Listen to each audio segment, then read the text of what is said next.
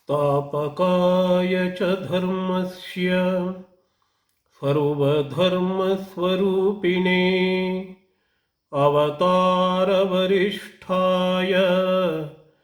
रामकृष्णाय ते नमः. Ramakrishna Mission, a phenomenon. This is the topic of the day.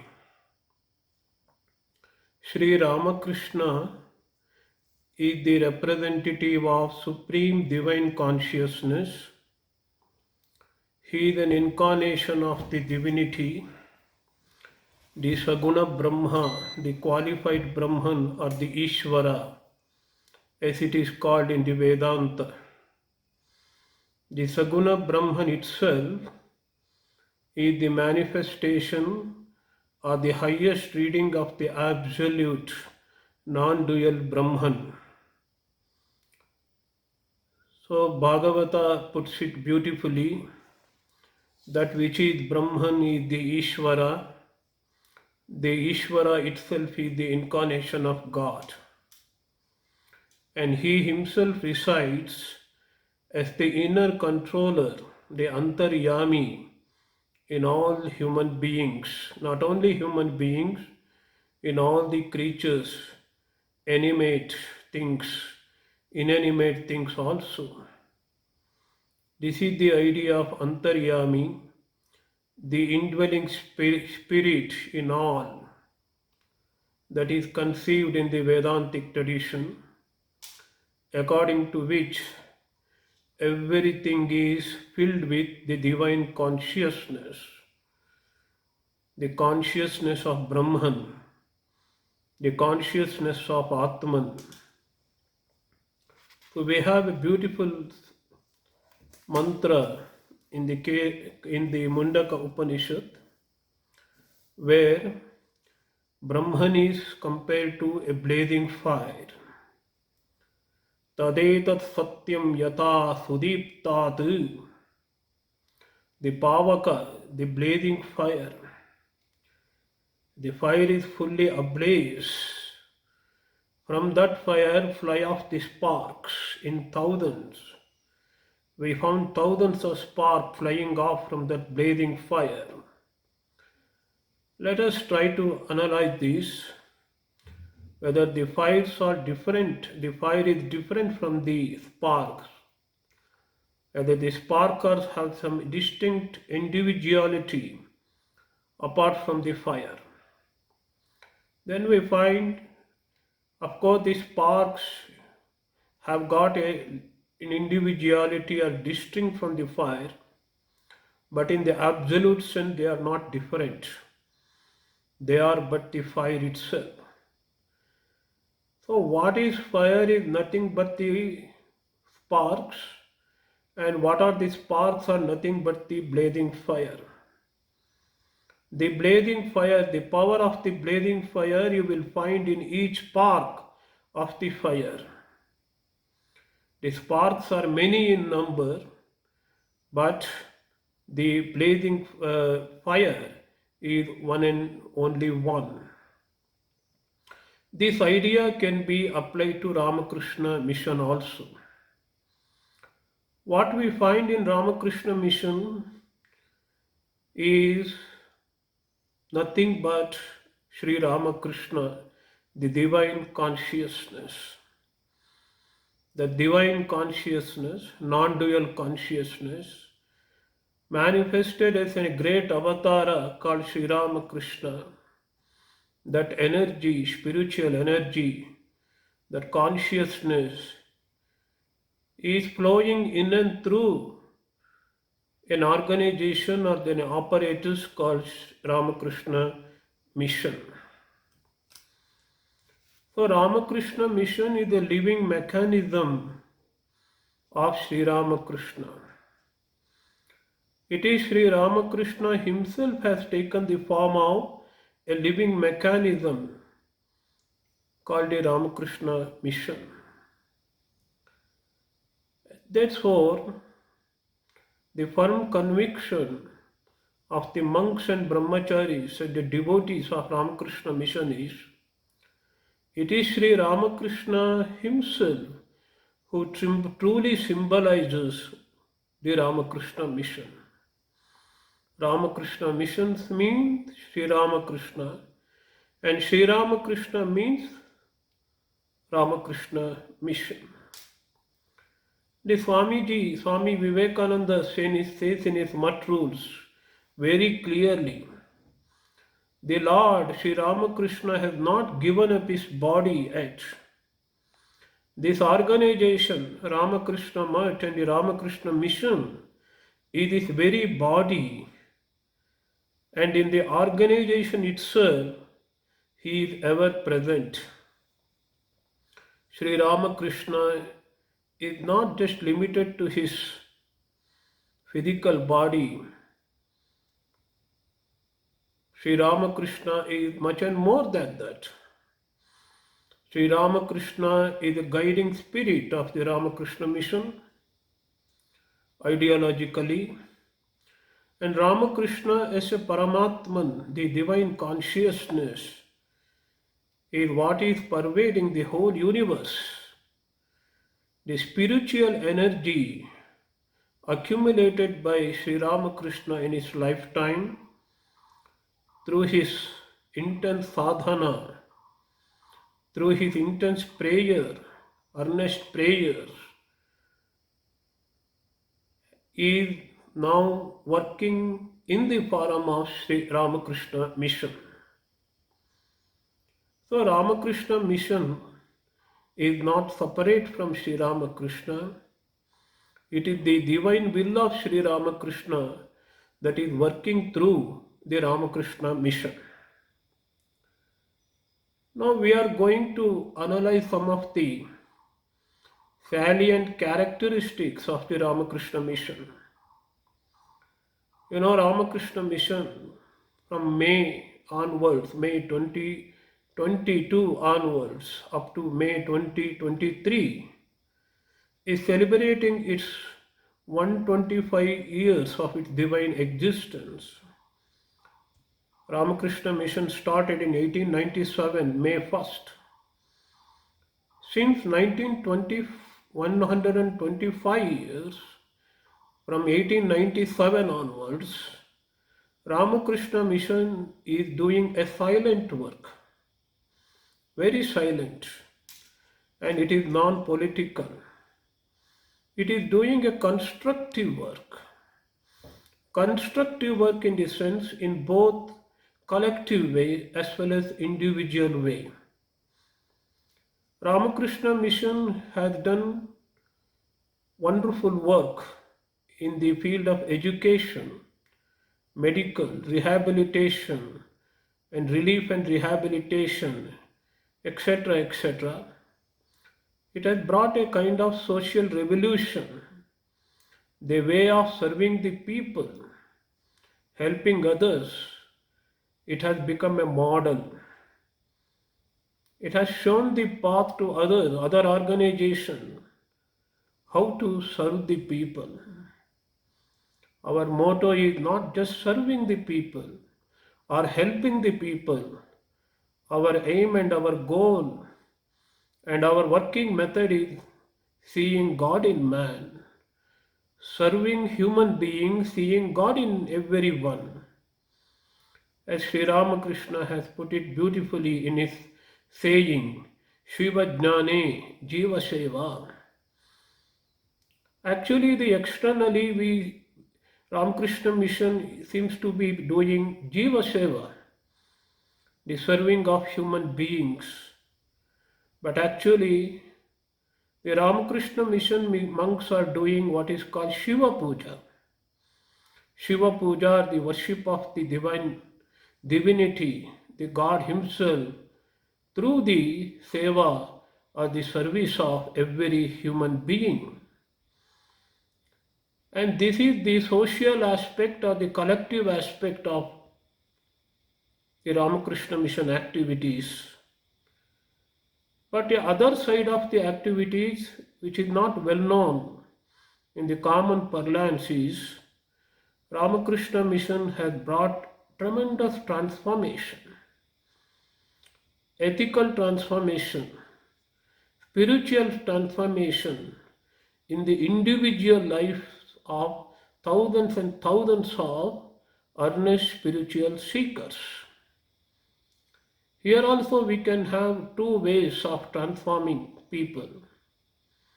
One is those who join the Ramakrishna Mission, they undergo intense training, strenuous training, and they transform their individual lives into dedicated lives, dedicated to Sri Ramakrishna, dedicated to the cause of the Sangha. They serve the people. They do worship of Sri Ramakrishna by serving the human beings. They give education, they give health care, they do service in every possible manner. Through that, they will become spiritually transformed saints. An ordinary brahmachari joined at the age of 22 or 23 becomes a spiritual giant when he gets older. This is the magic of Ramakrishna Mission, transforming individual lives. And also, those who do not join Ramakrishna Mission, they are also impacted by the ideals and ideas of the Ramakrishna Mission. And people are influenced by Ramakrishna's teachings and also the method of Ramakrishna Mission's working. And also they see for themselves the exemplary life lived by the Ramakrishna monks. So they become the inspiration for them, sources of inspiration for hundreds and thousands of people who transform their life. They may not be able to join the order as sannyasis, but still they live very good life, a spiritual life, enlivened life, and they become exemplary figures for others to follow. In this way, they pass on the light of knowledge, light of renunciation, the light of ideal of Ramakrishna Mission to others. A significant section of Indian society and elsewhere also has been influenced by Ramakrishna Mission in this way, in an indirect way. So the Ramakrishna Mission influences the society, particularly Indian society and the global society, the whole humanity in a direct manner through its centers and also indirect manner through hundreds of admirers and devotees scattered all over the world. This is the significance of the working methods of the Ramakrishna Mission. And first and foremost feature of Ramakrishna Mission, Ramakrishna Mission believes in the revolution, not the kind of social reformation or some revolution as it is popularly known among the people. It is not this sudden change Ramakrishna Mission believes in. And the Ramakrishna Mission is engaged in forming characters. What kind of character? A harmonious character, blending the best elements and the best characteristics, best traits of Jnana Yoga, Bhakti Yoga, Raja Yoga, and the Karma Yoga. It is the character formation that is one of the primary duties Ramakrishna Mission has taken upon itself and is doing relentlessly all through 125 years. And Ramakrishna himself is a unique personality as described by Swamiji. Sri Ramakrishna is a synthesis Ramakrishna is a synthesis of jnana, bhakti, and karma to their utmost perfection, as Swamiji describes. And Swamiji says he alone is a true disciple and a follower of Sri Ramakrishna, whose character is similarly perfect in all respects. Swamiji wanted each follower, each monk and devotee, the admirer of Sri Ramakrishna, should be perfect just like Sri Ramakrishna. And also Sri Ramakrishna Mission had got his purpose, this purpose of the transformation of character and forming the great characters in the mold of personalities of the holy trio, Sri Ramakrishna, Sri Mata Sharada Devi, and Swami Vivekananda. And Ramakrishna believes that the aim of the age is the formation of such perfect character, harmonizing jnana, bhakti, yoga, etc., devotion. And Swamiji wants everyone to strive for it. That alone with all the mind. These are all his statements we find in the Ramakrishna Mat rules.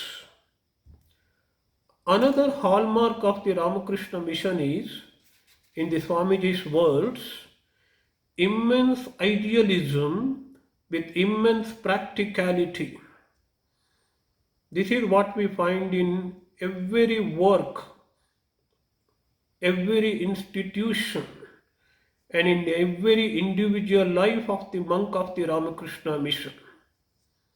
They imbibe what is called practicality.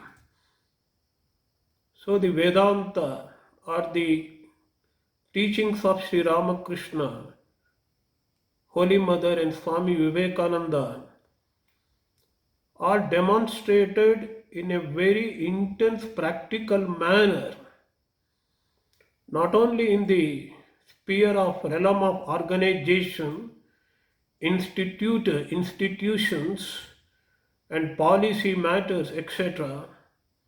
You will find it is demonstrated in an excellent manner in the very lives, individual lives of the monks of the Ramakrishna Mission, and also in the lives of the devotees and admirers of the Ramakrishna Mission. The intense practicality and coupled with intense idealism. The idealism means the goal. The goal is very high. It is God realization itself. God realization has not remained an abstract idea or the absolute idea in Ramakrishna Mission. We have a very high idea. So we have imbibed the highest of idealism, that is God realization or the self-realization with utmost practicality. That is why Swami Vivekananda puts the Ramakrishna Mission's work culture or the mode of work as immense idealism with the immense practicality.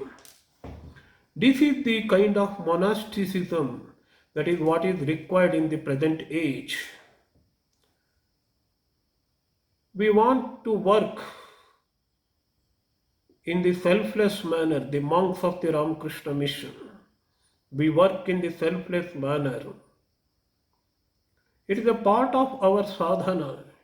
Every monk thinks the work is not separate from this sadhana or the spiritual practice. Whatever work we do, it's a part of sadhana. Along with it, we combine, we incorporate the traditional methods of the sadhana also. The traditional Vedantic methods of the sadhana are meditation and deep analysis Nitya Nitya Vastu Vichara. Ramakrishna Mission monks combine the best traits of an orthodox monastic life and also the best of the modern monastic ideal. And what is that modern monastic ideal Ramakrishna Mission stands for? Is the selfless work, work as worship, the service, and seeing God in man and serving Him. That immense practicality Swamiji is speaking of. If everything is God, I should be able to discover that same God in every human being. If I discover God in every human being, then I should be able to serve everyone. This is the attitude of Ramakrishna Mission monks. And Swamiji despises, ridicules the selfish notion of individual liberation. Is it right for you? It is right for you that you should serve your millions of brothers, then aggrandize this little self. Swamiji criticizes the idea of one's own liberation. The idea of one's own liberation is a very petty idea according to Ramakrishna monks. Ramakrishna Mission monks combine the twin ideal. Their life is full of search for God as an individual pursuit or individual sadhana, and also they combine another higher ideal, highest ideal possible, that is to work for the welfare of others. Atmano mokshartam jagadhitaya cha. So we have a new types of sannyasins best suited for this complex situation we find in this country and in this whole world. So we have to work in the secular fields, apparently secular fields. But when Ramakrishna Mission monks work in the secular field, so-called secular field, that transform that work into spiritual work and spiritual sadhana through their selfless service, and they work with the spirit of selfless service and service to Sri Ramakrishna and the service to God. This is how they transform so-called secular work into spiritual work. That is the working mode. That is how we work in our ashramas. The ashramas, one sadhu may be engaged in accounting work, another may be conducting or running the bookshop. For an onlooker, it may look a spiritual, it is not a spiritual work, but it is only a secular work. But the attitude, spiritual attitude, the dedication with which Ramakrishna Mission monks do that work, so-called secular work, transform apparently secular work into spiritual sadhana, spiritual discipline. That is why you will find a wonderful spiritual ambience in every one of our centers, whether one is educational center or a medical center or just a mutt center. Everywhere you will find the spiritual atmosphere. In the great hospital centers like Varanasi or Kankal, Vrindavan, what you find is the serene spiritual atmosphere. Though they are hospital centers and hundreds of people, hundreds of patients are being treated in those centers. The pure and unalloyed spiritual atmosphere is what you find in every one of our centers, whether it is a mission center doing some service activities or just an ashrama mutt center without much service activities.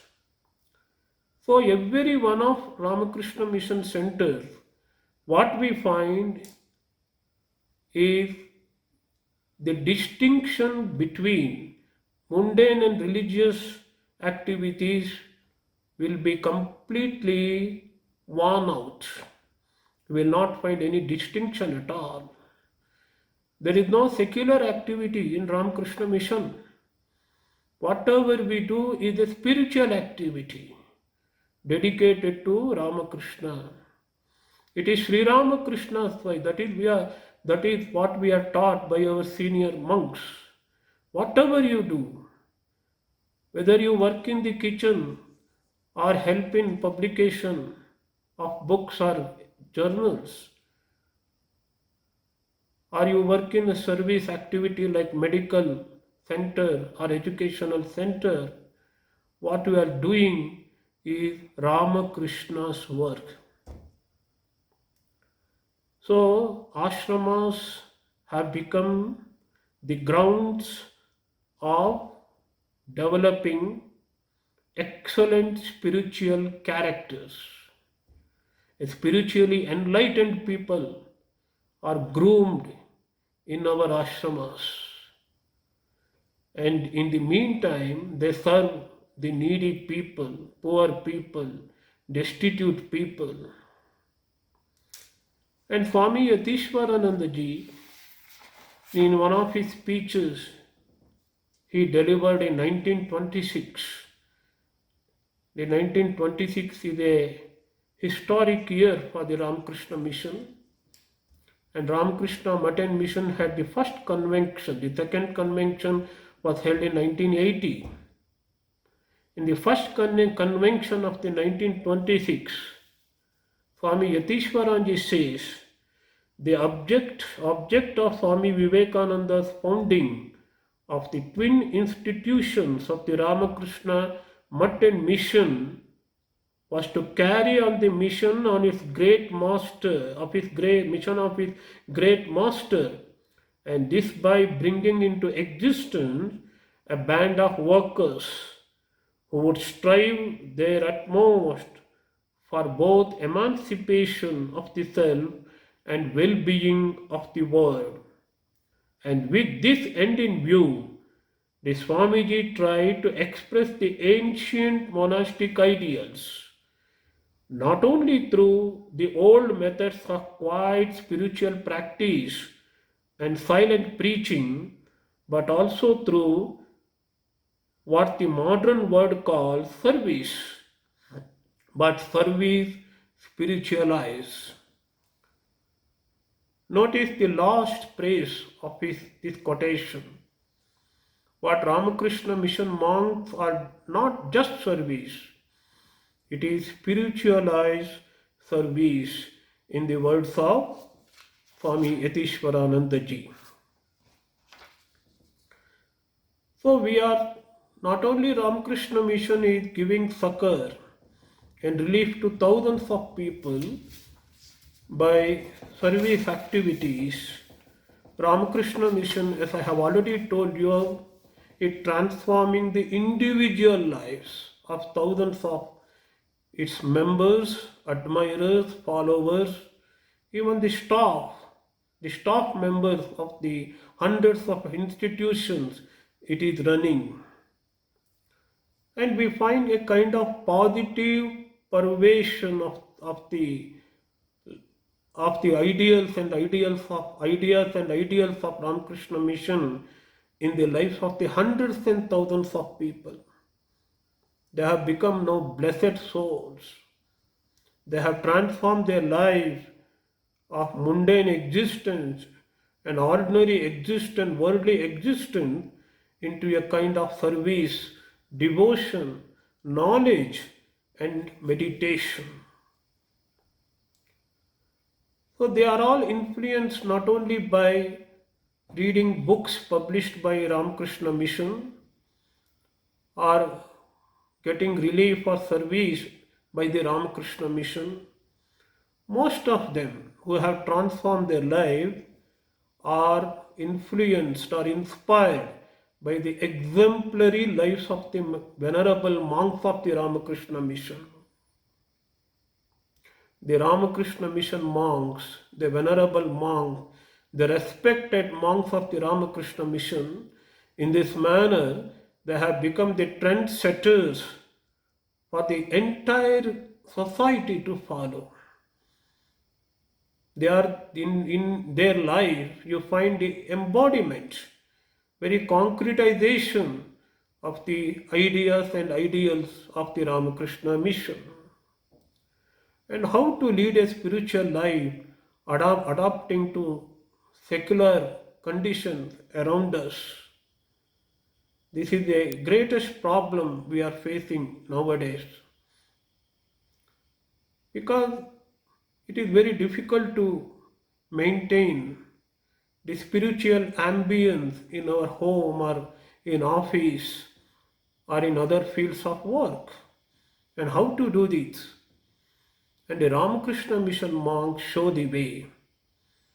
You can do so-called secular works, ordinary works, and still you can maintain the spiritual ambience.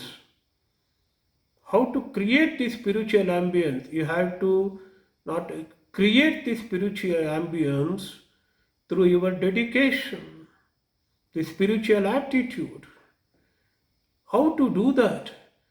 Ramakrishna Mission monks show the way, and hundreds and thousands of devotees are following that and benefited by that.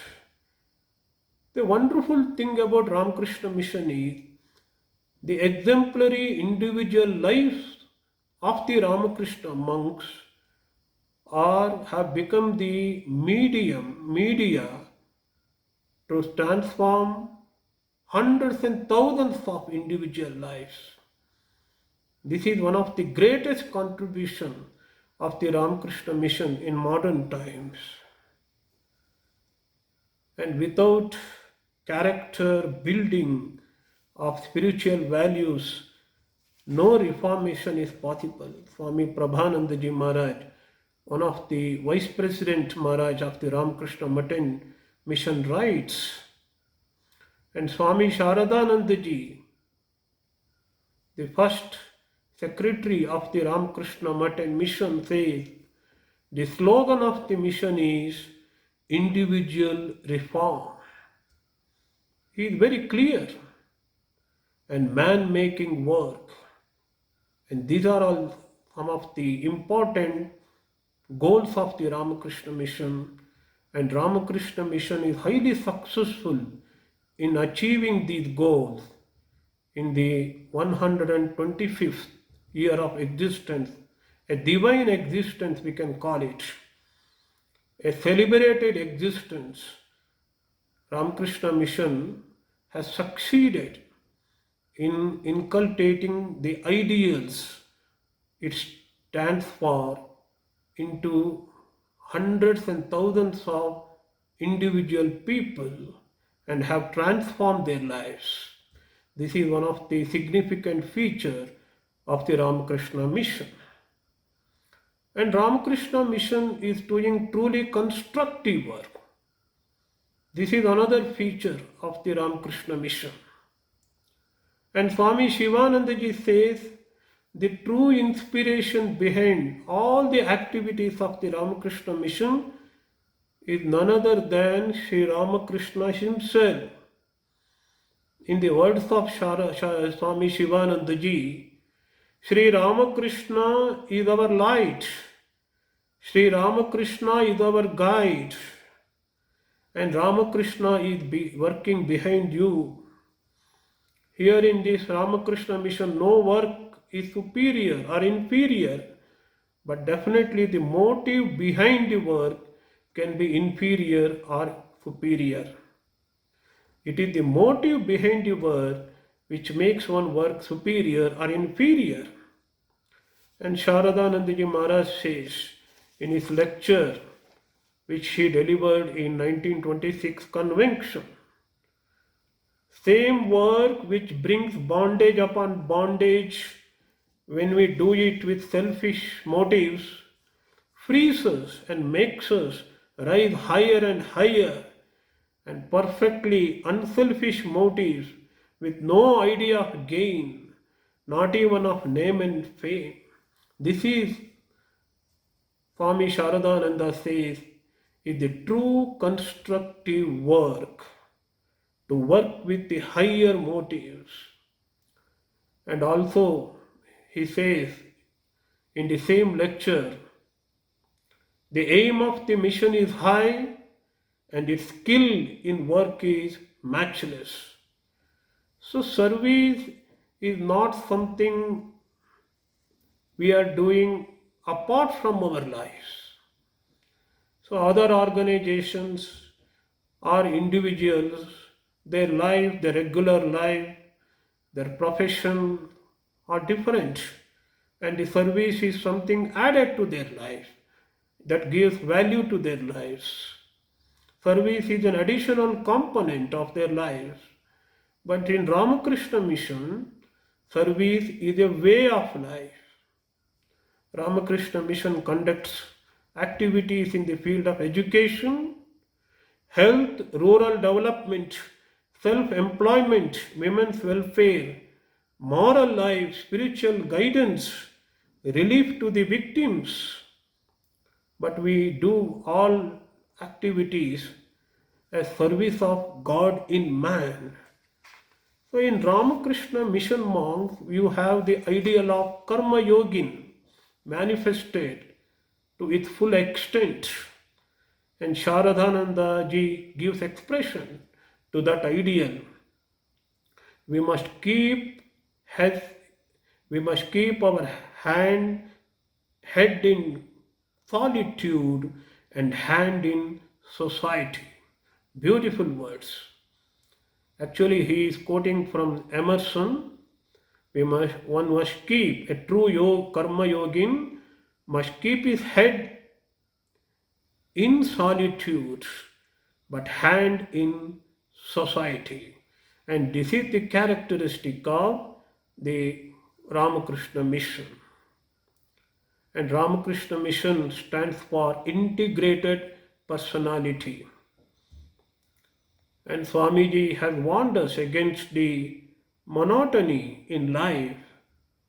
And he also told us to combine jnana, bhakti, yoga, and also the work. All should be combined. And whatever other sadhanas necessary also should be harmonized. We should not show deficiency in any single of these.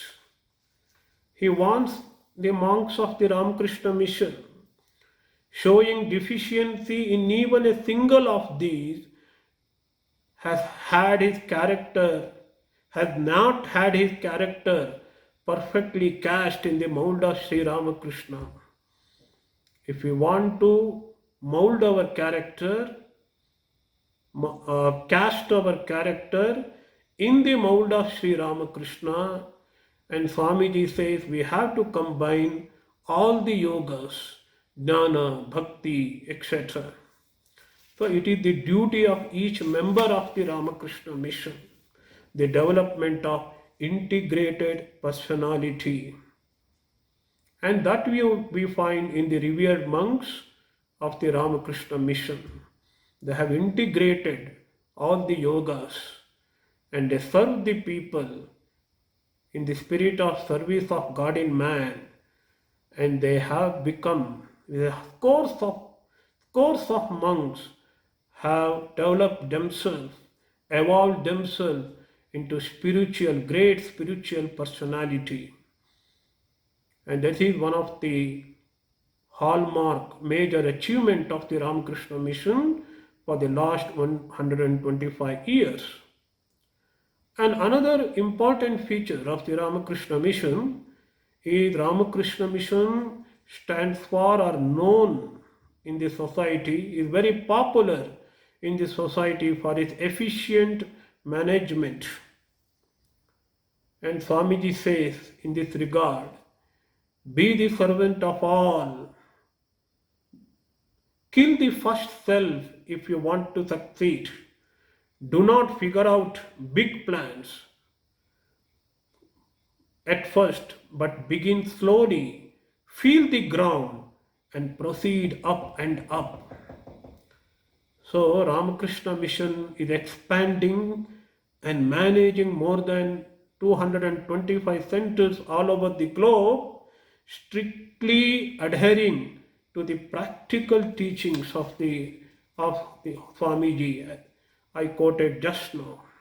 It is the secret of the efficient management of the Ramakrishna Mission, the dedicated and enduring service of the monks eschewing their egoism, vanity, and the pride of the achievement. The Hindol Dasgupta, one of the writers, and he says Ramakrishna Mission is following what is called detached worship or detached ownership. Nobody owns Ramakrishna Mission's properties or resources. All resources belong to Sri Ramakrishna only. So we don't find personal ego, ambition, cult. These are all discouraged, very much discouraged in Ramakrishna Mission. And also every monk tries his best to annihilate, remove these negative traits, negative qualities, personal ego, ambition, etc. So Hindol Dasgupta says Ramakrishna Mission works in the style of decentralized corporation. And Ramakrishna Mission, he says, is a great example to run an enlightened corporation.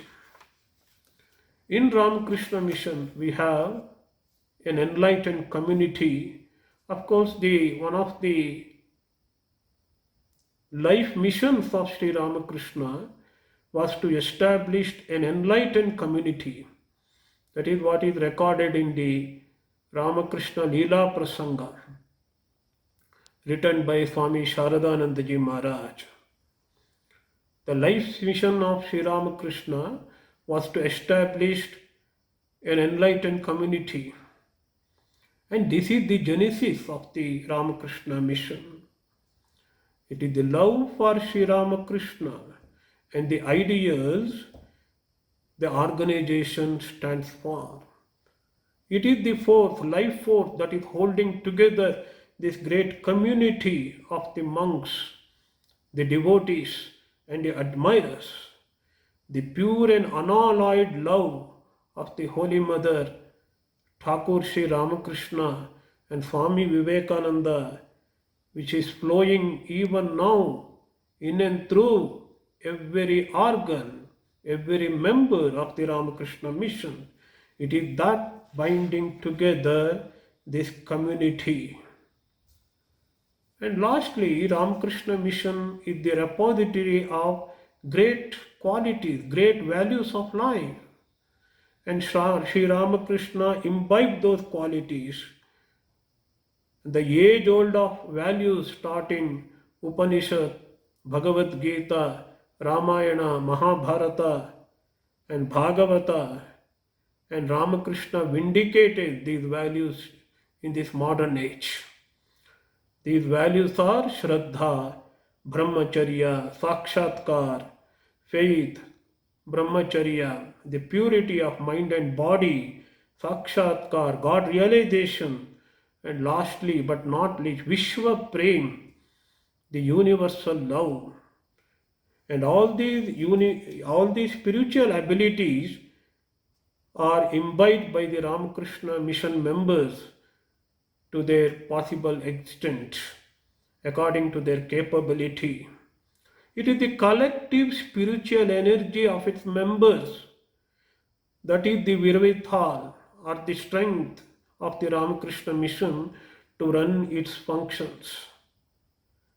So we find the qualities are inculcated by the Ramakrishna Mission members. And some of them, if we list, selflessness, sacrifice, love, liberty, equality, fraternity, excellence in work, honesty, transparency, and social commitment without politics. The practical application of these qualities have made this Ramakrishna Mission one of the most respected and acclaimed spiritual organization in the world. So it has inspired thousands. The branches of the Ramakrishna Mission has inspired thousands of individuals, as I have already told you. And Ramakrishna Mission, one of the front runners of the Indian national renaissance that happened in the later part of the 19th century. Ramakrishna Mission was instrumental in rejuvenating the national consciousness, but it conducted its activity strictly on non-political means. Ramakrishna Mission never entered into political arena at all. And this was one of the guidelines of Swami Vivekananda. No politics. Absolutely politics was avoided in Ramakrishna Mission. So Ramakrishna Mission is also instrumental in a kind of spiritual invigoration that happened in the last century throughout the world. And Ramakrishna Mission is expanding into new territories even now, expanding in leaps and bounds in India and abroad. And Ramakrishna Mission also has influenced still more thousands and thousands of people indirectly by guiding unaffiliated centers. So we have around 225 centers, but there are hundreds of unaffiliated. They are not the official branches of the Ramakrishna Mission, but they are guided by the monks of the Ramakrishna order. So these unaffiliated centers also conduct hundreds of activities, spiritual activities, educational activities. Perhaps they are giving medical service also. So, though they are strictly not under the influence of the Ramakrishna Mission, they are being influenced. Hundreds and thousands of people are being influenced, are getting service, are getting benefited by the so-called private centers or unaffiliated centers of the Ramakrishna Mission. And more than that, Ramakrishna Mission has inspired the Orthodox monasteries, Orthodox religious organization also. And they were adhering to strictly Orthodox monastic ideas. But for the last 100 years, we found many mutts, ashramas, akharas, running medical centers, educational centers, influenced by the work of the Ramakrishna Mission. It is the venerated monks, it is the revered monks of the Ramakrishna Mission who have done the groundbreaking work 100 years back, more than 100 years back, have contributed to the kind of revolution in the religious organization, in the other religious organization, the traditional religious organization also. So Ramakrishna Mission not only is directly impacting through its branches, its impacted is felt in the private centers and also in the Orthodox ashramas also. And this is the greatness of the Ramakrishna Mission. So Christopher Isherwood has written a biography called Ramakrishna and His Disciples, a wonderful biography of Sri Ramakrishna and the Holy Trio and the direct disciples. He begins his book with a wonderful sentence: Ramakrishna is a phenomenon. A phenomenon means wonderful thing, extraordinary happening. Not only Ramakrishna is a phenomenon, the organization which is being run in his name, which is spearheading in inculcating the ideas and ideals Sri Ramakrishna stood for in this 21st century is also a phenomenon. One has to dwell deep into workings of the Ramakrishna Mission and try to find out the real secret of Sri Ramakrishna, the real secret, the real meaning, the real essence of the Ramakrishna Mission. As I have already told you in the beginning, it is Sri Ramakrishna. It is Sri Ramakrishna himself is working through the Ramakrishna Mission. Om Shanti Shanti Shanti Hari Om Tat Sat Shri Ramakrishna Arpanamastu.